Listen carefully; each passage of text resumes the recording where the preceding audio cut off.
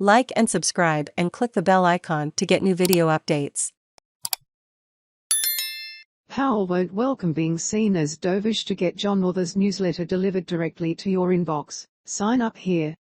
History, meet Hysteria. This was a historic day on Wall Street. The Federal Reserve administered its biggest rate hike in 22 years as it raised the Fed funds rate by 50 basis points. And in response, the stock market had its best day in 2 years, with the S&P 500 gaining almost 3%, virtually all of it coming after the news from the Fed. How to explain this?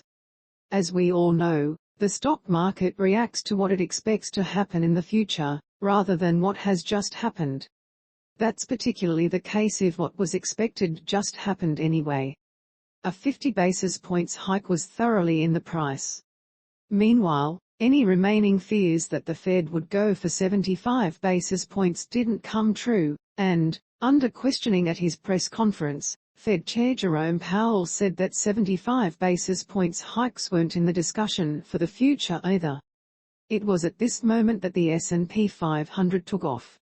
However, Powell did say in as many words that further hikes of 50 basis points were on the table for the next 2 meetings, in June and July. That's also in line with expectations, but he was clearer and more explicit than he needed to be. Stock markets evidently treated this as a big deal. But the market most directly concerned with predicting future changes to the Fed funds rate didn't.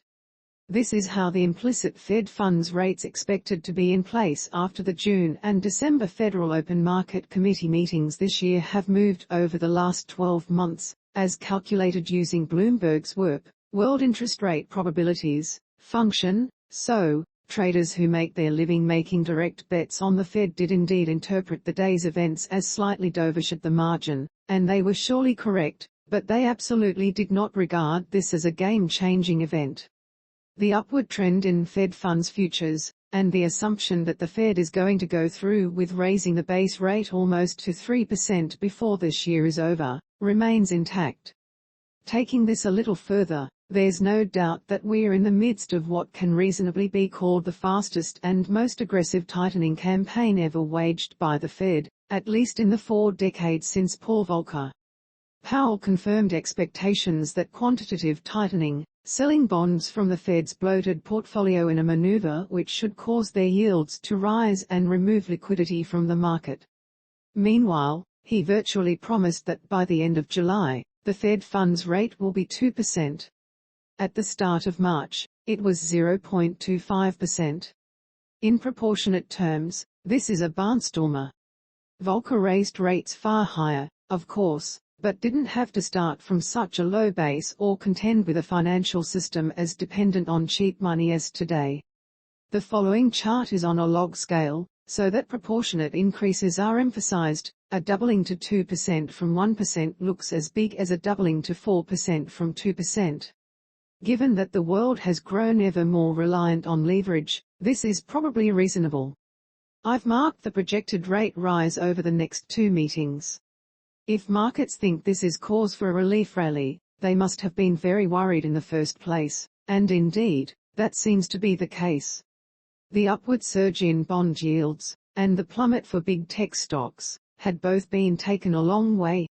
Both looked oversold and ready to rally on any decent excuse.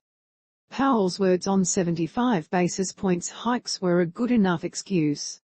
Even after the FOMC day rally, both trends look well and truly intact. Strip out the excitement along the way caused by the invasion of Ukraine, and the trend has been clear, with yields rising and yield-sensitive stocks falling ever since the publication of the December FOMC minutes in early January convinced traders that the central bank means business. Powell's press conference gave no reason for much more than a slight adjustment. Of course, Powell offered a relatively minor calibration, and the response of asset markets, in context, also looks like a relatively minor calibration. In all cases, the direction of travel is unchanged. Taking it too easy. This doesn't mean that the best day for stocks in 2 years has no impact. What might matter most is that with share prices higher, financial conditions are eased.